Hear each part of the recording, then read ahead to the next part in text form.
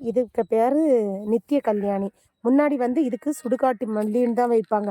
இது முன்னாடி பார்த்தீங்கன்னா, இது சுடுகாட்டுகள்ல தான் இந்த பூவெல்லாம் வைப்பாங்க.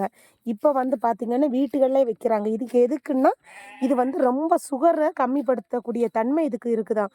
மருத்துவத்தில இத கண்டுபிடிக்கப்பட்டுள்ளது. சரிங்களா? முன்னாடி பார்த்தீங்கன்னா, இதெல்லாம் வைக்கவே மாட்டாங்க. சுடுகாட்டுல மட்டும் தான் இருக்கும்.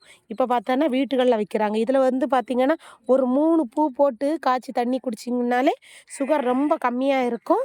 நீங்க மாத்திரை இந்த மாரி மெடிசன் எல்லாம் எடுக்க வேண்டிய தேவையே இல்ல. இந்த மாரி எங்க நின்னாலும் நீங்க புடுங்கிட்டு வந்து உங்க வீட்ல யாருக்காவது சுகர் இருந்ததுன்னா, இந்த மாரி பண்ணி குடுங்க. காலையில வெறும் வயித்துல அந்த தண்ணிய குடிச்சிட்டு நீங்க நான் சொல்றது பொய்யா இருக்கலாம். நீங்க என்ன பண்ணுதீங்க, லோ சுகர் சுகர் பக்கத்திலேயே மக்களை தேடி மருத்துவம் வராங்கல்ல, அவங்கட்டயே நீங்க ப்ரெஷரு, சுகர் பார்த்துக்குங்க. ப்ரெஷர் இதில கம்மியாவாது.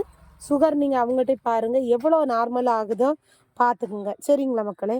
முடிஞ்சா லைக் பண்ணுங்க, ஷேர் பண்ணுங்க, சப்ஸ்கிரைப் பண்ணுங்க. முடிஞ்சா பெல் பட்டன கிளிக் பண்ணுங்க. மறக்காம இதுகள எங்க இருந்தாலும் ஒரு சின்ன தை எடுத்துட்டு வந்து வீட்டுகள்ல நட்டு, சுகர் இருக்க வீட்டுகளுக்கு ரொம்ப நல்லது மக்களே. சுடுகாட்டுல இருக்கனால முன்னாடி அப்படி நினைப்பாங்க. இப்ப பார்த்தீங்கன்னா, வீட்டுகள்ல இதே நித்திய கல்யாணின்னு இதுக்கு பேரு.